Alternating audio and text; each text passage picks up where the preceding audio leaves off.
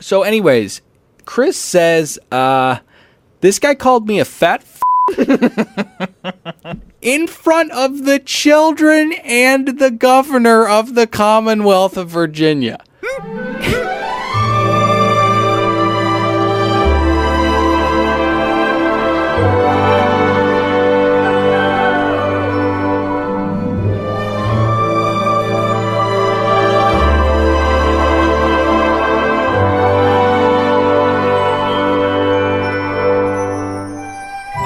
Hello there, and welcome to another brand spanking new episode of another Bachelor podcast. My name's Dylan. I'm saddled up next to one real Nicholas Davis. Put your confidence on, boys. Behind the glass is one Patrick, producer Patrick Hickey. Hi, everybody. Oh, boy.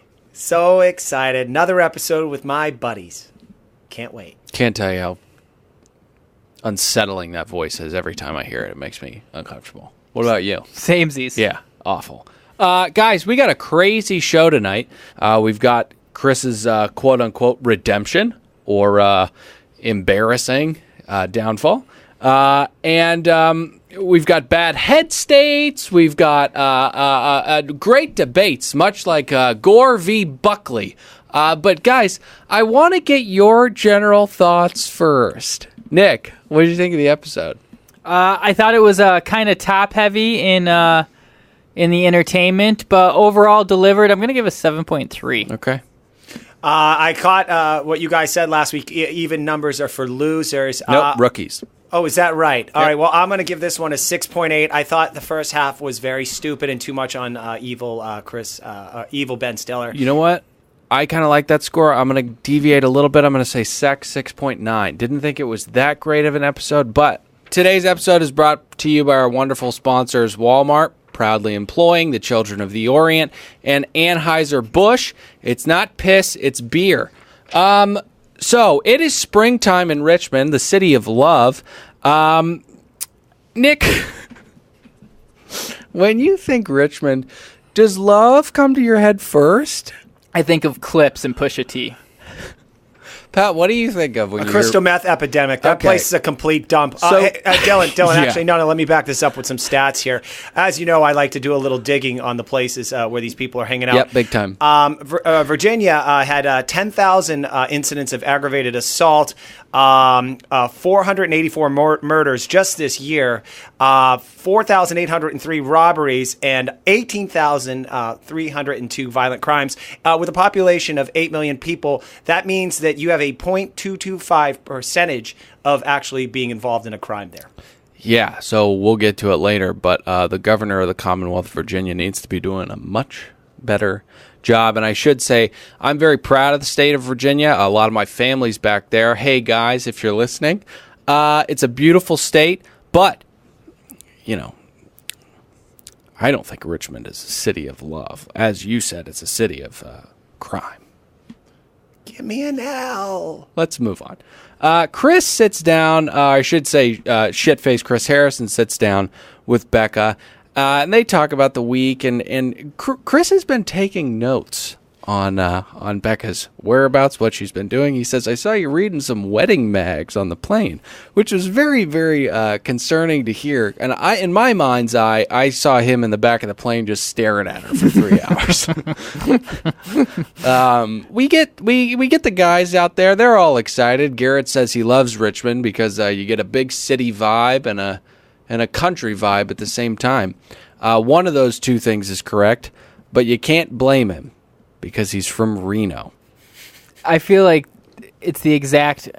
Reno and Richmond just have striking similarities to me, which I've never been to either. Well, let's differentiate. Richmond is a historical power node for the United States. A lot of history there. A lot of important things happened. Reno is a cesspool of nothing, where nothing happened except, Garrett being born. What was this quote? It's... you get a big city vibe, but you still feel like you're in the country. Yeah, and he's from the biggest little city in the world. Is that what Reno is? Yeah.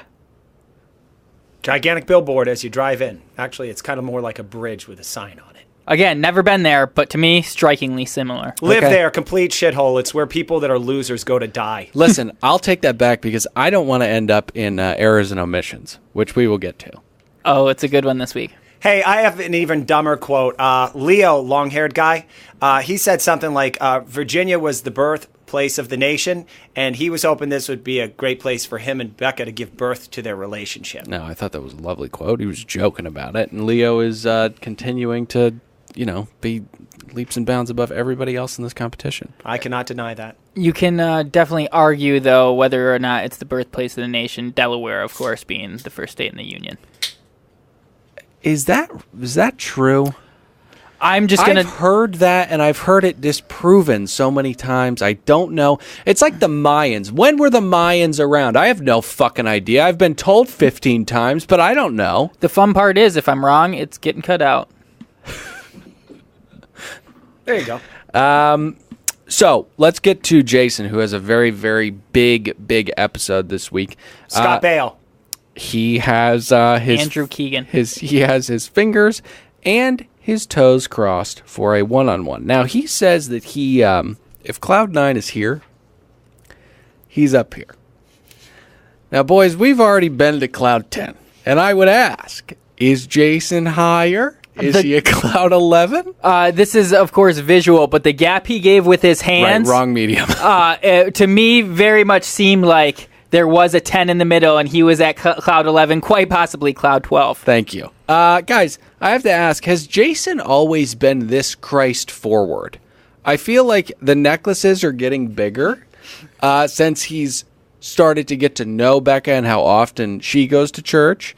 I hadn't seen the crosses that fat on his chest earlier in the season. I think it's an epidemic with this large jewelry. I don't know if you'll see people wearing a Wakanda shirt and just these giant beads around their neck. I don't know if it's the same thing. What is he talking about? You don't know what I'm talking about? It's a thing. People are wearing Wakanda beads around? Yeah.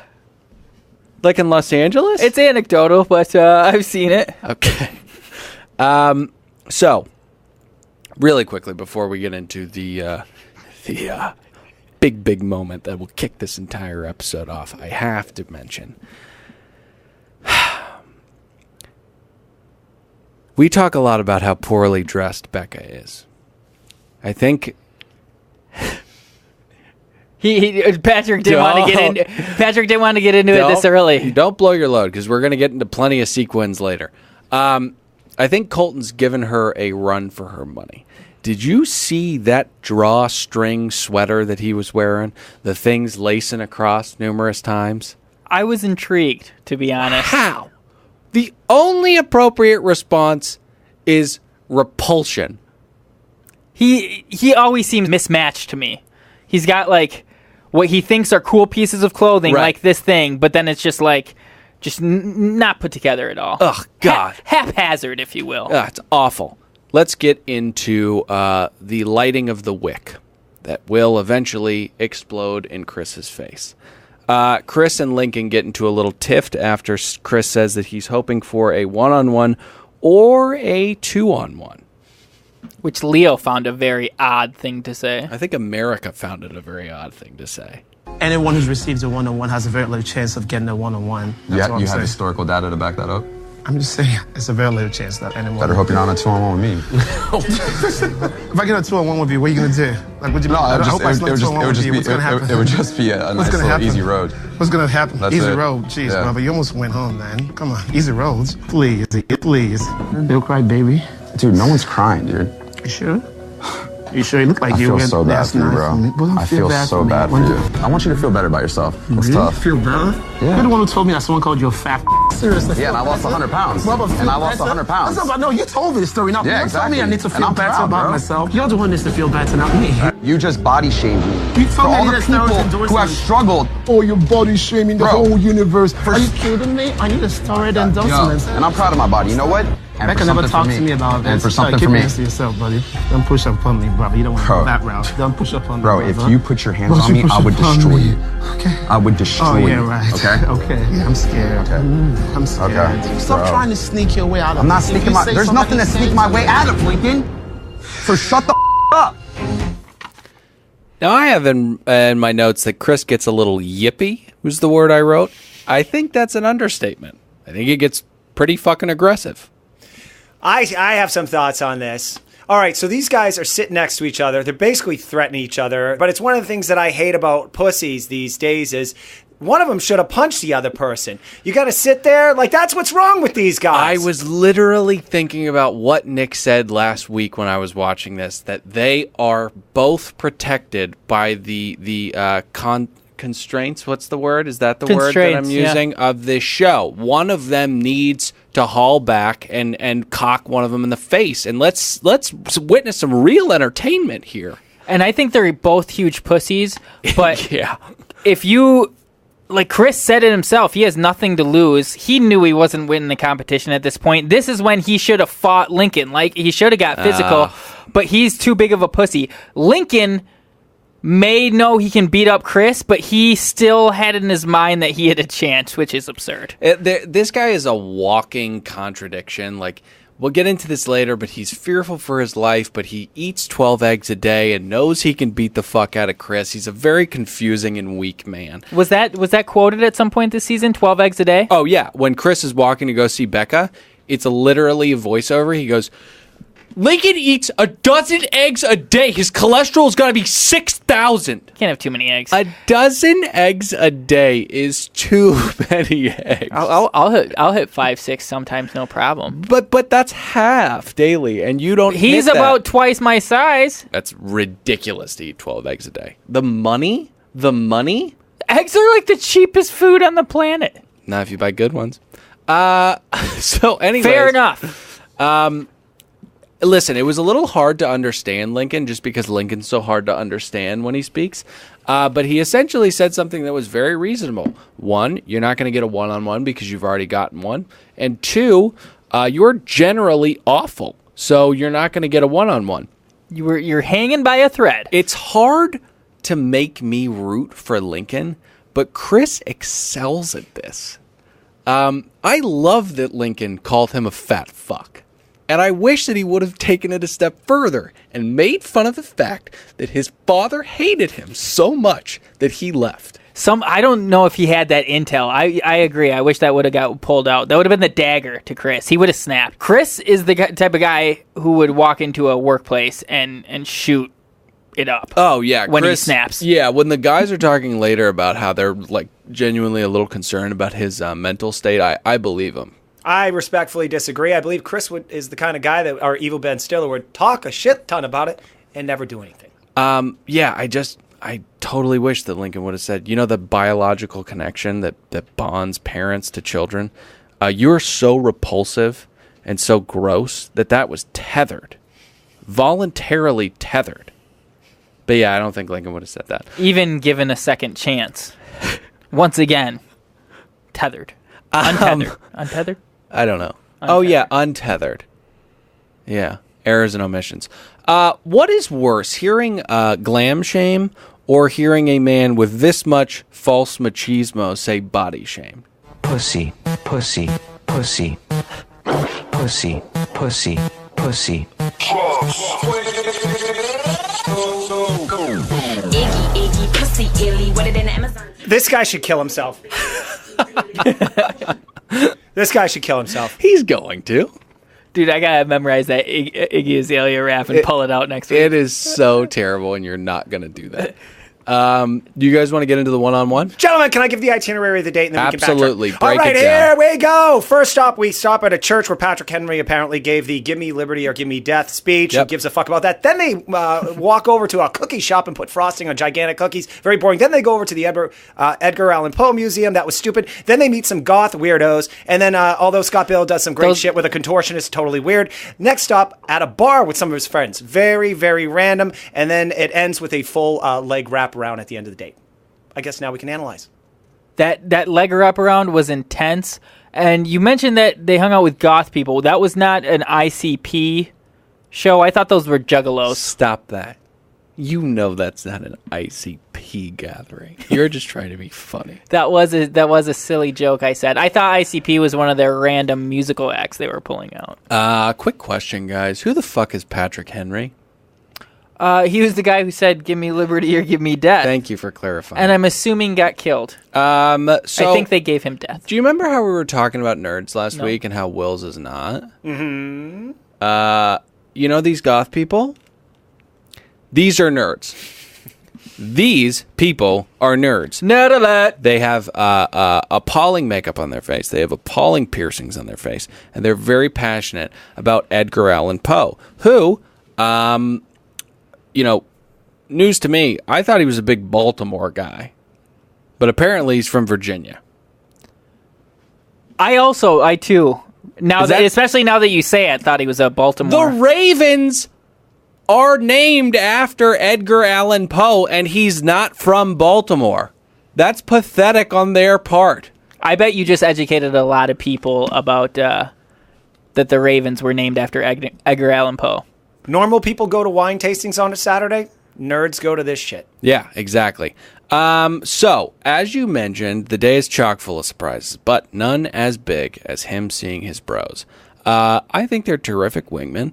I think they all seem down to earth. He's down to earth. He's such a good dude, and I really hope she picks him. I think that he's like a less gross Chicagoan version of the grocer Joe. You know, Joe the grocer. Yeah. He's like a normal guy. Did you say less gross though? Yeah. And I don't think Joe's gross at all. Oh yeah, he had that filthy Chicagoan accent, that underbite that, people from. Oh, I got that. Yeah. Yeah. Hey, you want to go to the night date? Night date!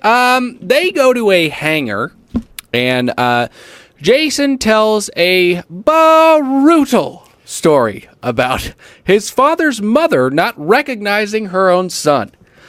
Tears. Sad, very sad. Pat, do you have a clip? There was this pivotal moment in my life. My grandmother was in Buffalo, and she had Alzheimer's.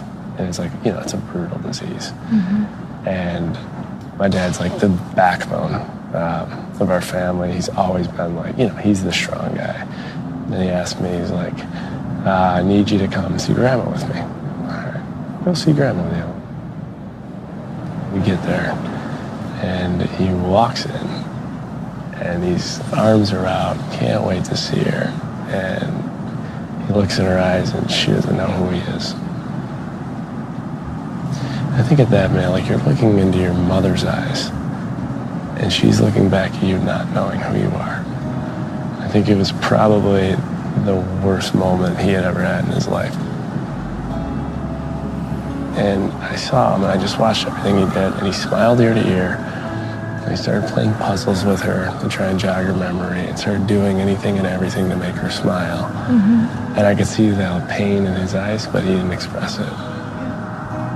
And I never told him this. I saw him turn the corner and he was bawling his eyes out. And it was one of those moments to me that I'll just never forget, but it also just, it just hit me deep that you just can't take any minute for granted. You can't take any day for granted. Mm-hmm. And family and friends are everything. So what he did here, although he wasn't really making a point, I guess the point was he says at the end, he wraps this up by saying, don't take anything for granted. Yeah. We get it, but how does that apply to Becca? I think that's super stupid. He didn't really think this out.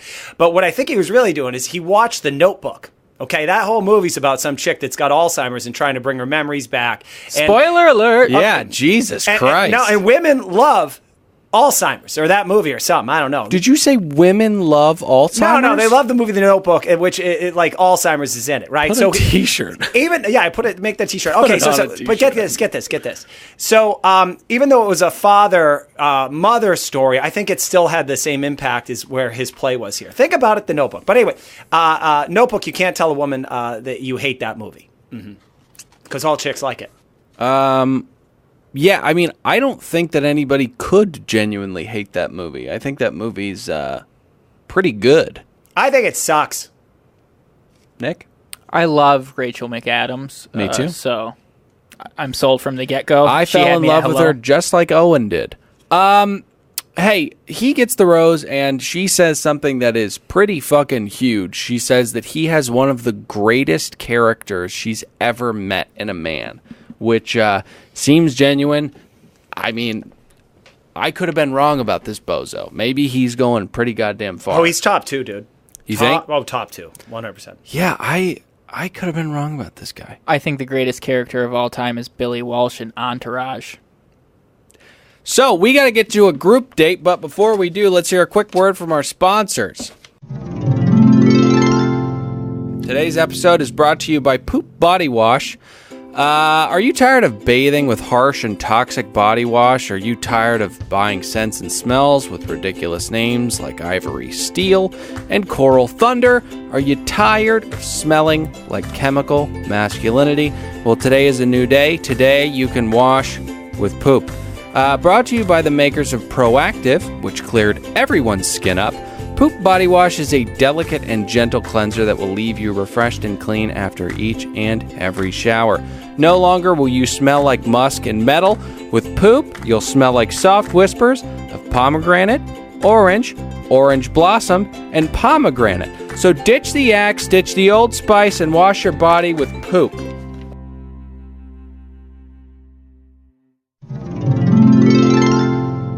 We got to get to the group date. Group date! Chris says he's got to go into this guns blazing. Which another foreshadowing to him walking into a workplace and wreaking havoc. We need a roll call. Oh, you want a roll call? Yeah, please. Roll call! Here you go. Hit the music. Colton, JJ Lane, Blake, the Nigerian, Garrett, Wills, and Evil Ben Stiller. Now, who is JJ Lane again? Connor. Got it. He gets kicked the fuck out at the end. But Yeah, jumping ahead, aren't you? I didn't want to get Spoiler ahead of myself. night for Pat. Yeah, seriously. What if somebody wanted to see The Notebook? We're going to put a header on this episode, I think, is the solution. You should, absolutely. Hey, we got to get into this. What did you call it, Pat? A Beck election. A Beck election. It's a debate. Right? I loved the name of the event. Oh, you did? Yeah, I love it too. It's Do you guys not think they spent correct. more than 2 minutes figuring out what to call that piece of shit? I'm not saying it wasn't easy, but I've just always loved the word. You want to talk about some like ASMR? The word recollection, and this is just a take on Beck election. Pat, what's your favorite word? Shit. I'm not. Well, I didn't say recollection was my favorite word. I really liked it. Get into that governor. The governor of the Commonwealth of Virginia steps up and asks Colton, what would be your ideal date with Becca in the Commonwealth of Virginia? And he says something that was kind of confusing. He said that they would go to a dog park, he'd bring his lab, and he'd help her find her corgi, or something like that. Is the corgi missing? Did you kidnap the corgi? What are you doing? I think he was trying to personalize the story. I thought he handled that question pretty well. I mean, this guy, I do too. he doesn't come across as someone who is quick on their feet, but I thought he handled it well. It wasn't bad, but it was a little confusing. Yeah. I think Becca may have confided that she wants a corgi, but I think he's confused how dog parks work. There are not available corgis just running around. Yeah, you can't pick them up. Those are other people's corgis. Right. So someone will fill them in, I feel like, before they get to a dog park. He's a beautiful squirrel. And can I also say, I don't get the notion of dog parks. So many possible bites. So many bad things can happen. You are preaching to the choir, Where do my man. people go? I have not had a puppy to take, but you can't trust other people's children. Absolutely not. I once had to. I saw a dog in the mouth of a fucking pit bull, and then everyone punching the pit bull's head at a dog park. And I was very confused by this. And I had read that you open the pit bull's mouth because it's the bite down that has all the pressure, but it's very weak. You can lift the bite off, and I did so. And no one thanked me for it. Can I say, when I floated out the notion of me not liking dog parks, I didn't know if I was going to be supported or not. And I was, in a major way. That's why I love podcasting with you guys. And I will say this is the third iteration of Pat's Humble Brag of the Week. He saved a child at a dog park. That cannot be true. The bite of a pit bull is very strong, but you can get it open very easily. What is that? I don't want to pry. No pun intended. Pat's got his hand raised. I don't want to pry. I like that, having that vision in my head. But I don't want to demonize pit bulls. It's wrong. The narrative is old and tired, and we need to save their lives. Guys, things get pretty hot on this debate stage. Lincoln asks Lincoln, what would your future with Becca be like? And Lincoln says, unsolicitedly, I'll tell you what I'd never do, pack my bags up and get out of here like Chris did. Where did that come from, Lincoln? This whole thing reeks of producer intervention. Chris asks Blake in a strange sequence of events, have people been transparent throughout this journey? Chris says, great question, Chris. Not your turn. Not your turn? It's not how this works. He has a fundamental lack of understanding about debates and how they work throughout this entire date. Anderson Cooper would have ripped him a new asshole. Unless he was Hillary, and then he would have just given her all the time of the world. And by that, I mean Anderson Cooper would have scolded him. Got it. And not that had rough homosexual sex. That did need to be clarified, but I wanted to get my Hillary joke out, and I should have followed up on that. No, I'm glad you did. I felt like it was pretty smooth. So anyways, Chris says, this guy called me a fat fuck in front of the children and the governor of the Commonwealth of Virginia. You have to reel it in a tiny bit. And he's just so pathetic up there. For me personally, I've been nothing but real up until this point, but I can't say the same for all of my opponents sitting here today. This woman's heart has already been played with before, and there's no reason why it should be played with again. Gentlemen, any rebuttals? Lincoln. Yes, I'm not sure exactly who he's referring to. I know it's not me for sure. Actually, you are one of them. There's a nasty side of Lincoln that is very, I would say, malicious and aggressive. If she saw the man who you are when you're not around her, I think she'd be disgusted. We were having a conversation yesterday, and I said that I would want a 2-on-1, and if I was up against Lincoln, I feel like it would be an easy road. That translated into Lincoln calling me a fat. I'm sorry for my cursing, but I used to be 300 pounds when I was a child. Having someone not only feel bad about themselves, but degrading them. That can't be true, completely right? Unacceptable, regardless Kids of the don't hit situation. 3. It's offensive. Was he on Ricky Lake in one of those specials? Are those super fat kids? Well, I mean, if you're 14 and up, you could probably hit 300, right? You know what got Chris into shape? Body shaming. And like just the kind of sadness that makes you not hungry, after Pop left. Also, he says that if she met the true Lincoln, she would be disgusted. It sucks though that she's met like the real him and she's disgusted. Like Lincoln's at least hiding a little bit of his of his faults. Chris is just, he's damaged goods. It was an accurate statement though. If she knew he shit on the floor. Or even more devious, I believe he just got a 2-year suspended sentence for sexually assaulting a female on a boat. Yeah. I'm going to go ahead and take that back. There's no at least Lincoln does anything. He's just a yucky guy. And Nick, I'll say again, he eats too many fucking eggs. I don't want to get into it, agree to disagree, but I will. This is going to be controversial, but shitting on the floor, grosser than grabbing a boob, as egregious as it is. Yeah, it certainly takes more commitment to shit on the floor in an office building. And I heard from one of our listeners, gave us a little intel actually, that it was like a habitual thing where he would lay out toilet paper because he thought toilets were unsanitary. No. This is what I was hearing. This is from Who's your source? Insider Katie Bennett. Uh-huh. Oh my God. Mm-hmm. Yeah, so. Can I say really quickly? Way grosser than grabbing a boob. I think I told you guys this, but I ran into Katie Bennett whilst golfing at DeBell Golf Course in the hills of Glendale. Incredibly awkward experience. So sorry about that, Katie. But I just was thinking afterwards, Dylan, why can't you be normal with people you run into you haven't seen in a while? You don't need to freak out. It is something you should work on. I think so too. Hey, so anyways, we need to get into the night date. Night date! But before we do, Pat. Yeah, Dill. We need to get to some iTunes ratings and reviews, don't we? Yeah, we got to get to that. Okay, let's get to that right now. Hey, Pat, how you feeling? Oh, Dylan, I'm feeling so good.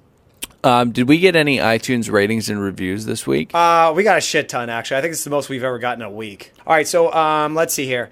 BPD123. Again, people, leave a name. How much? We took the time to sign up for this thing and write a fucking review. Can't put a real name down here? Okay, anyway. The title of the review is Amazing Show. Forget about The Bachelor. This is one of the best podcasts out there. Dylan's charisma and wit are unparalleled in the podcast universe. Jesus Christ. There are 2 other guys on the show as well. Holy shit. That's bullshit. Dylan, don't start being humble right now, you mother effer. Accept affection. I do think they may have us confused, but accept it. Wholeheartedly agree. All right, now this person's very interesting because they claim to be the person that gave us this 3-star review. And it's another one of these mother effers looking for a little attention, and you got it. So it's W. Streezy says, first of all, if you want to find out what happens if you leave these guys a 3-star review, please refer to season 4, episode 5, and then she gives the time mark, and that's where I scream my head off. And this was the person that did it. Basically leaving it there so get a little attention. How do you feel about yourself now, you loser? And then she did say that she changed it and gave us a 5-star review. So thank you there. Great job. Burying the lead. Keeks0516 says, you guys are hilarious and so funny. Thanks for the review. Walls Up Paladay says, hilarious. By the way, again, I don't want to judge these people. Hilarious is a way overused word to describe this podcast. Try and, think this out. Be a little more interesting. Grab That's a dictionary. hilarious. Yeah, grab a thesaurus. Something like that. I don't know how you You're do that. saying before people hop in the ratings and reviews, they should have they should have some synonyms on deck. They should have a thesaurus on deck. Yeah. Another word way overused is irreverent, and that's what Baltimore.lady did. Irreverent reviews of The Bachelor. Well done. Thank you. We love it all. Bad boys, baby. Coming. Irreverent as fuck. Thank you so much. Love you guys. Seriously. Thank you. Night date. Night date! Lincoln pulls Becca aside immediately and says that he's scared of Chris and that other people are scared of Chris. And this is when I was thinking, he's just... Maybe he did shit on the floor because he thought toilets were unnecessary or unsanitary. Because he's psychotic. He was just saying to Chris, I'll kill you if we get into a fight. And now he's running to Becca. And this is... He knows there are cameras there, things that can capture the past and the present. Mm-hmm. This is all on tape. What are you doing? You said you'd fight Chris, and now you're going to Becca and saying that you are fearful of his presence. Not only that, Dylan, but we are also hearing that he's saying that other guys are scared as well, which later in the episode we find that he was speaking... on Connor's behalf? He was speaking on Connor's behalf. Do you have a clip? Oh, I got a clip. Can I play a clip? He lashes at me, and not just me, but people. It's scary. Look at me in the eye, please. I don't want to stay with this guy anymore. I'm scared of what he's going to do next. And he lost it on stage today, and I felt so embarrassed. But the whole disrespectful part, if you remember, that wasn't me. The real people come out when they're pushed against the wall. What's up, guys? Becca, look me in the eyes. Look me in the eyes. I'm scared of him. I love this impression. Yeah. Pat, so, yeah, do it. I'm scared of him. I lose my breath while I'm talking. I don't even know what he's doing. Nick, you said you caught really something. Bad. This is not the first time he's pulled out this whiny bitch-ass move. I feel threatened physically. Where was that from, Davis? Davis, where was that from, Davis? That was from episode 2 with his confrontation with JJ Lane, a.k.a. Connor, a.k.a. well-coiffed hair. Yeah, Connor had a problem with that picture frame, didn't he? Yeah, he Send it. So Lincoln pulls this. How does this make you appealing to a woman, Lincoln? What is your strategy here? It's so insane. Like, why do you eat... let me see if I'm doing the math right. 84 eggs a week? No, 70. No, you did it. 84 eggs in 7 days? That is nuts. You should be eating that many eggs and killing your insides so that you can brutally harm men who threaten you physically. That's 40,000 eggs a year. Do chickens even hatch that many? 4,000. Okay, we're doing good with almost getting math right. When Becca tells him about these allegations, and by him I mean Chris, Evil Ben Stiller, he says that he's actually like really upset about this. And she says, Chris, I got to tell you, I'm pretty upset about him too. And he says, no, but I'm extremely upset. Wait, this is like 100% serious? Yeah. Okay, that actually makes me feel uncomfortable in a sense because... That makes me feel very uncomfortable. It makes me extremely uncomfortable. I wanted to hear him finish his dumb thought. He started a sentence that began with, first off, this hurts me on the inside, and it also hurts me, and she interrupted. I wanted to know, where was that going? I mean, one could draw the reasonable conclusion that he might have said, which is very stupid, it hurts me on the outside. I want to talk to some of his ex-girlfriends. I bet that nothing ended well with any of them. And I also want to say this. Okay, so on this franchise, whether it be Bachelor or Bachelorette, I will give it to the women when it's the Bachelor season. Their instincts are way better to know that things aren't going well and time to exit with dignity. Males, we have no fucking clue. Evil Ben Stiller should have known 3 weeks ago she's not into him, but this guy still thinks he's got a shot. I would have, honestly, if I were him, I know I say this phrase a lot, I would kill myself. I could not live with myself. What do the Japanese do? They put a sword out and they... Harikari. Fall right into it, die, bleed out, do it with dignity, dude. It's more of like a... Is that right? Yeah, I don't think... Yeah. It has more intent. Bummer way to kill yourself. Can I add something here? Yeah. All right. So Evil Ben Stiller, as they go through this, and Dill, I'm not sure what other thoughts you have on this, but I have a big thought. I thought it was actually the moment of the night, and I don't think a lot of people caught this. Garrett walks up to the door, I believe, to get rid of Evil Ben Stiller as he's talking to Becca. And Becca tells Garrett she needs 5 minutes by herself. Give her 5 minutes. I'll come find you. Now, she gave that same speech to Evil Ben Stiller last week. She basically just dismisses him and says, I need time alone. So, are you saying trying to take Garrett down a peg or two? I am definitely doing so. Either that or she needed 5 minutes to take a shit.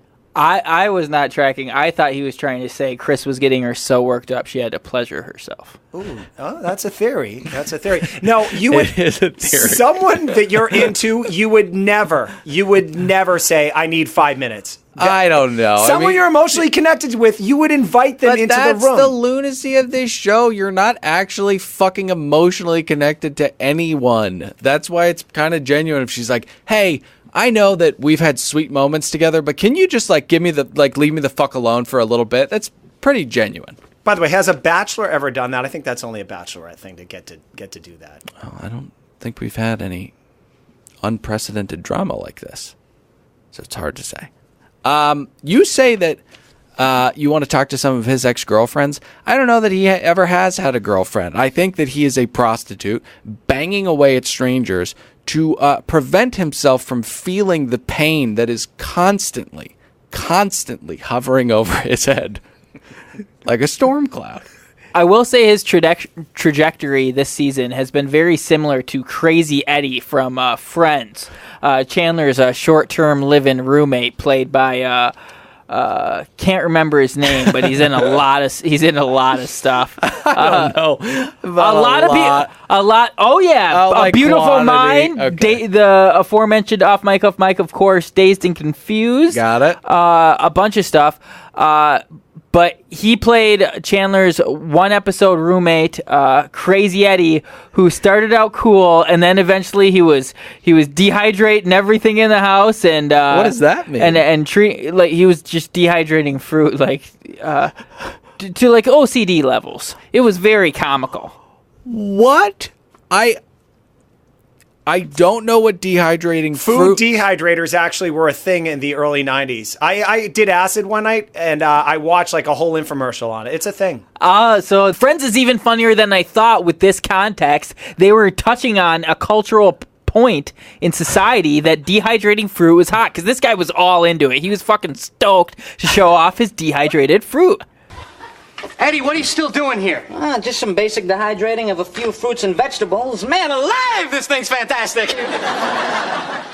Crazy Eddie. And I will say this was pointed out by one of our newest Facebook group members. Welcome. Cynthia, who made this crazy, awesome analogy about Crazy Eddie in the Ashley Iaconte Facebook group, and I recruited her, and I believe she'll have a lot happier home. The actor's name was Adam Goldberg, and I will jump in there. There's nothing like watching rhubarb get chopped up, put in some saran wrap, sit there for 3 weeks, and then watching a full audience enjoy it. I don't get Friends. I've never really seen it. Lots of people know it. Pat, are you familiar with the franchise Friends? I hate it, and mainly because I had a loser roommate who was a complete stoner, and he would binge watch it on DVD all fucking day long. Yeah. We never lived together. I love, after she tells everybody to get out of there, Garrett goes down, and they kind of have this pinball shot investigation going around the guys. It's like, but there's only been one person up there. I know. Who could have told her? And then it just cuts to Lincoln, and he's sitting there grinning. He did kind of own it, though. When accused, he's like, I did. All right, I did say that. Oh, no, with that voice. Sometimes when you're backed in the corner, you just got, I did shit on the floor. I did. Kinda. I grabbed a boob. What? We were on a boat. I just love the fact that she is so distraught by the unbecoming behavior of guys she's never going to be with. You know now that Chris means nothing to you in the grand scheme of things. Why are his actions so heavy for you? I don't get it. Same thing with Jean Bloch. She was shaken up for 48 hours.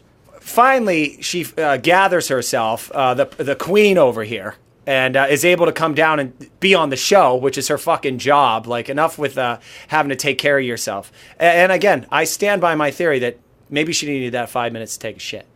It's a long day. Okay, so she comes down, she grabs Garrett, makes out, grabs Colton, makes out, grabs Wills. He tells her he's falling in love with her, and then they make out. Is a good recap of the night. The trifecta. Wills has to be sweating bullets because Wills pulled out a very valuable coin in this contest, the "I'm falling in love with you" card, and he did not get the rose. Colton takes it, and he must be sitting there thinking, I'm a goner, or everyone here has said that to her. Well, if I were to speak to him off camera as a producer, I'd say, hey, cool it down with the licking. I think you said it right, no? You said it right the first time. I I'm did? just laughing at you Lip-licking. noticing that he licks his lips a Well, lot. and he also intentionally deepens his voice like some a radio DJ or something, like he's going to be fucking sexy or something. Yeah. I do not like it. And I don't think she does either. I think he looks baked. I do. Constantly, I think he looks baked. Will's cool it with the lip licking. Only one black man can pull that off, and that man is Tyrese Gibson. Oh, I thought you were going to say LL Cool J. Oh, fuck you. Big lip licker.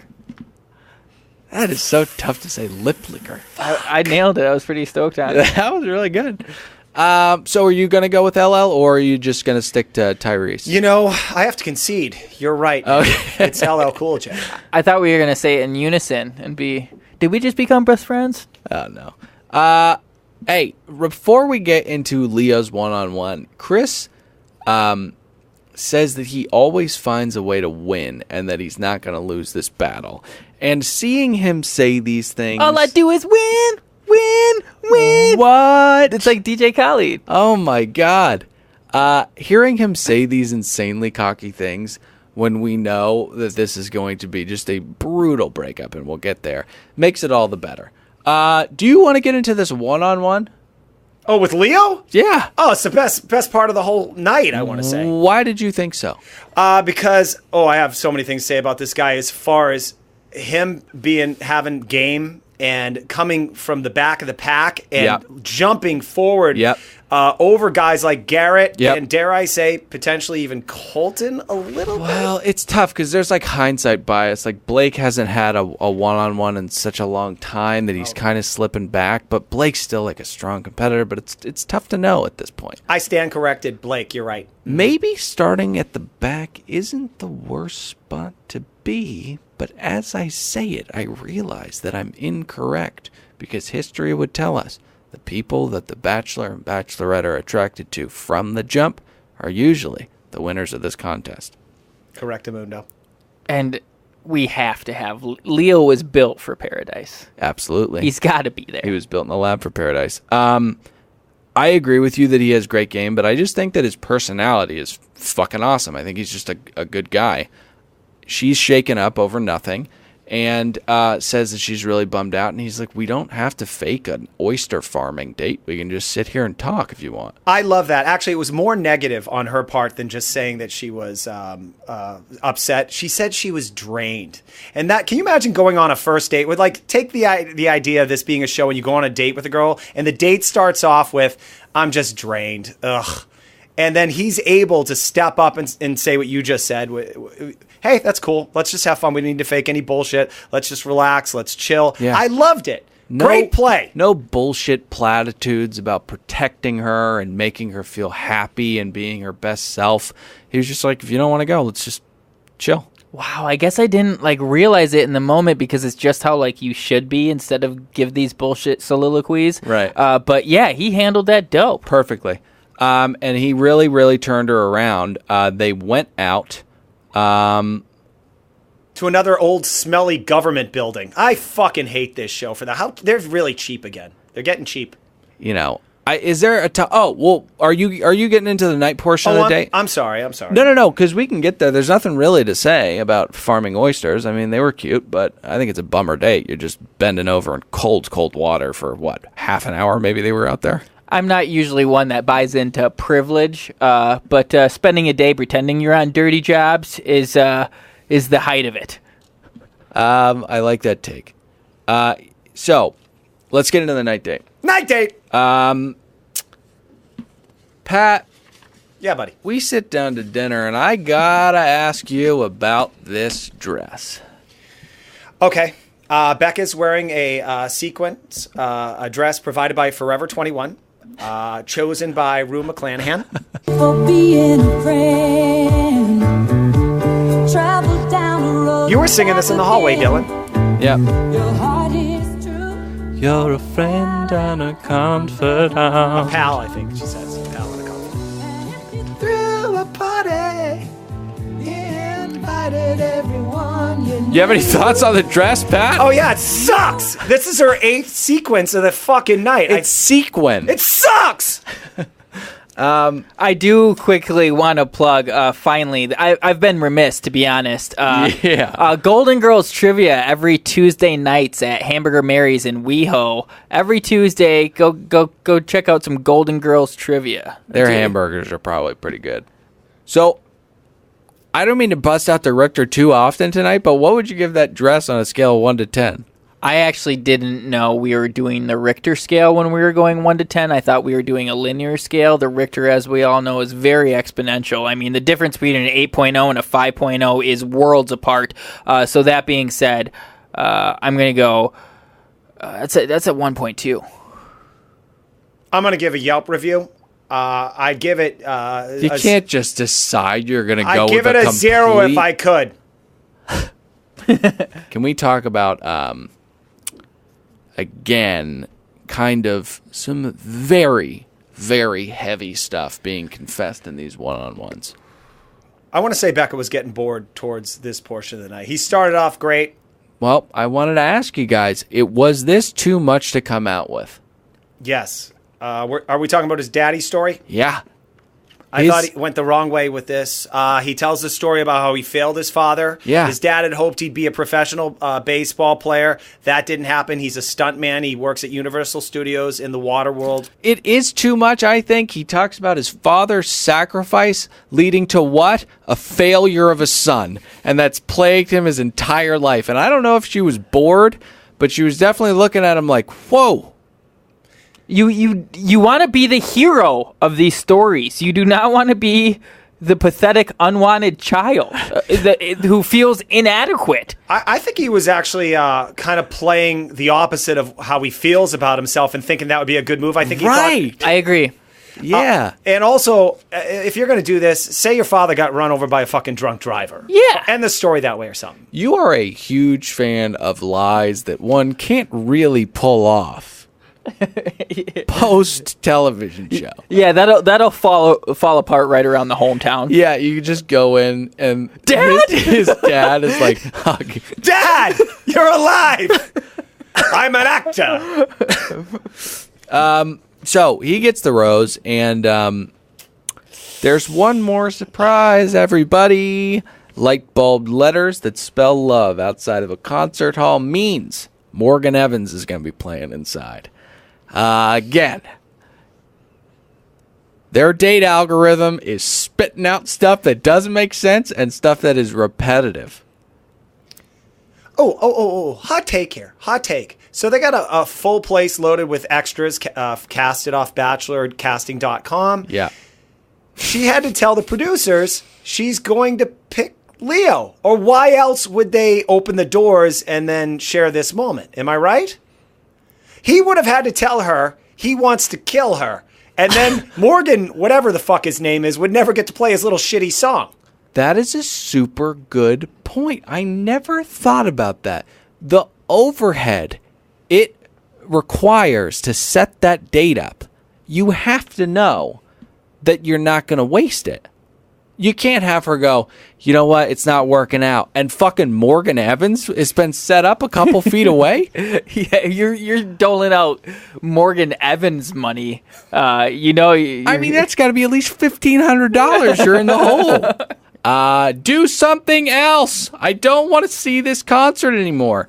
We get back to the guys, and they're talking about how Chris is really turning into a nutbag, and this is all while we get these dramatic shots of him putting on his armor to go into battle.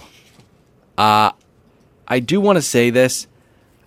Wanted to bring this up a little bit earlier. He says this throughout the entire episode, and I feel like has been saying it for a while. He keeps saying that everyone is ganging up against him, and that it is exhausting to have to constantly fight off attacks from all the other guys. Oh, no, he uses the word adversity. I hate that word.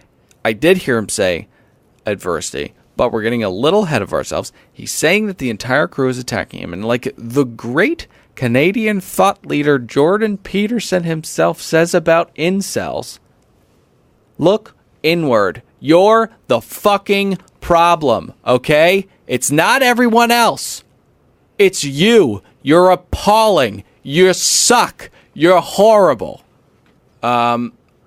He's on his way over there, and he says that he has nothing to lose and nothing to gain. I disagree with that comment. I think that he has further embarrassment to suffer, which I think you can chalk that up to a loss. He knocks on her door, and she answers and says, "What are you doing here?" And he refuses to answer the question. And she asks him multiple times, "What are you doing here?" "Oh, I like your dress. What are you doing here?" This room's crazy. What are you doing here? Let's sit down. Do you have a clip? I could legitimately say that I can see myself marrying you at the end of this, 100%. I guess my question is, what's changed? Because that's a big step to go from last week, you questioning like where we are and you being here versus now Super good question. You could see yourself getting down on one knee. My passion and me being here right now should give you the reassurance to help you know that, like, I'm in this and I'm not someone who gives up on something I truly believe in. Well, here's the thing, though. Like, I came into this week done with Vegas. I wanted to leave that behind and not focus on Vegas. Like, I don't want to talk about that anymore because I want to keep taking steps forward. And now I feel like not only last night with the drama and during the day with the drama, but like it's kind of seeped into my dates every day in Virginia. And that's been super frustrating. She got a point. That was a Hail Mary. Oh, on his God, part. was it a Hail Mary. It's the most fucking transparent thing. It's just such bullshit. Even she can pick up on it. He might as well gave her cologne.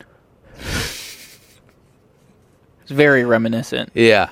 I thought. Oh, I was gonna say. All right. So when she gives him his walking papers, he does not change his attitude by being a little bitch. She says, "Let me walk you out." It's like, I don't need to be walked out. Well, but before she walks him out, she says that she doesn't think that things are going to work. And he says, I don't know what you mean. Yeah, he did say that. Yeah. She's like, well, what do you mean? She's like, I'm kicking you off the show. What are you talking about? Once again, guys, to reiterate what we discussed earlier about evil Ben Stiller, he has anger issues, but I don't think we have anything to worry about because I don't think he would ever actually act on his anger. He's got a scary, scary look when he's talking about the aforementioned adversity, and he keeps saying, like a psycho, I'm not going to let a little adversity prevent me from what I want. And it's funny because he has zero say in the matter. And I don't think he understands that, which is why when she says, this is done, he's genuinely asking, but what do you mean? I'm not done yet. So. That was scary. Agreed. Mm-hmm. She says, get the fuck out of here. He says, I don't need you to walk me out. And then it gets a little more embarrassing for him because they reach the door and he's like, you can just say goodbye to me here. And she's like, oh, no. I know. That's where I am saying goodbye to you. Do you think I was going to walk you outside? No. Right here is fine. And he just still, he's like, so where's my rose? Bye-bye, Chris. I mean, it's been fun. This is where it's starting to... It's going to start taking a nosedive here in a couple weeks because this is when it's going to get very, very serious and we don't care about any of these people. We don't care about Becca. So keep tuning in and thanks for subscribing. That supposed elusive Blake screen time is going to be elusive no more. Oh, before we get to the rose ceremony, we got to get into a fan favorite segment, errors and omissions.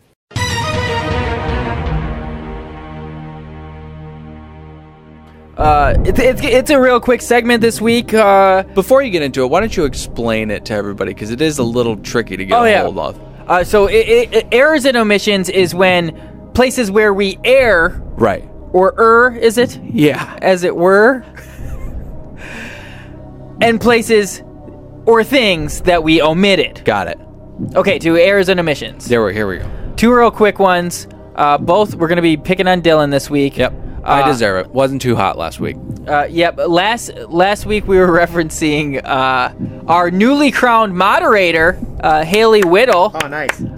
You deserve it. You deserve it, baby. With great power comes great responsibility. It's true. But Dylan was talking about how we have donned her essentially the new hall, and he used the word hall attendant. And not only do I feel yucky about saying the wrong phrase, we were looking for what, Patrick? Hall monitor. I think. Hall monitor. But I also feel yucky saying that Haley's a hall monitor because she's so much more than that. She's a moderator. She's our biggest fan. I love Haley, and I gotta say, I don't mean to say hall monitor, though you are. But that meme that you put up about Adam Gleich and that takes so much initiative, and that was funny as hell. I giggled. Numerous times I probably saw that thing and smiled. She was not resting on her yannies.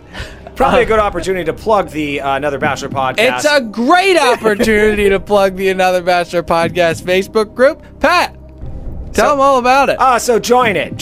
That's it. Great. It's a community that has been fostered and is growing where you can talk about all types of Bachelor stuff. Nick, what do you want to say? This plug is really stepping and stretching out my bit. Don't love it.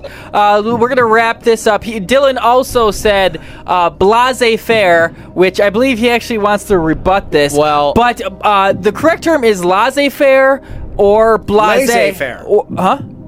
Laissez-faire. I don't know the correct pronunciation. The point is there's no B. Blasé is a whole word unto itself. And Dylan, what do you have to say? I just think that's bullshit. Like, I think so many people say laissez-faire, whether it's correct or not. A lot of people say it. Like, tons of people mispronounce that. It's like tons of people mispronounce things all the time, and then they just become lore. I refuse to let syntax. I refuse to let the general public's stupidity change the English language. Oh, the French language. Well said. Should have left that one in there so we could put it in next week's errors and omissions. Oh, and I actually thought of one I did. I said a sequence of sequences. Yeah, not right. A sequence of sequence. Got it. Is what I was looking for. And that was this week's errors and omissions. Let's get to the rose ceremony. Pat? Yeah, brother. Can you give us a roll call of who went home? Oh, just two idiots. The Nigerian, finally, and JJ Lane / Connor. Now, I could not have been watching closely, but I didn't see a Lincoln goodbye, like, at all. Nope. He was erased. He had to make court. Lots of conversation on the social medias and the Bachelor worlds and the Reddits and stuff. About what? About that because of his now uncovered... criminal past. I was going to use the word torrid. Would that have been applicable? Sure. His torrid past, they decided not to give him that camera time and cut out any goodbye he may or may not have had. Wow.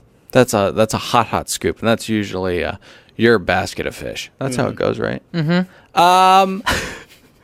Guys, Episode title. It's time to wrap this show. It's very, very late, but it's cold in here, actually, this time. Very cold in here. We are pumping that AC. We got to go warm up. I think we overcompensated because it's summer. So anyways, leave us phenomenal reviews, not 3 stars, not 1 star, 5 stars in ratings and reviews. And from the bottom of our hearts, thank you so much to each and every one of you who has and who will do in the future. Also, find us on Facebook at Facebook.com/Another Bachelor Podcast. And on Instagram at Another Bachelor Podcast. And my name's Dylan saying goodbye. Nick, say goodbye. Goodbye. Pat? Bye, guys.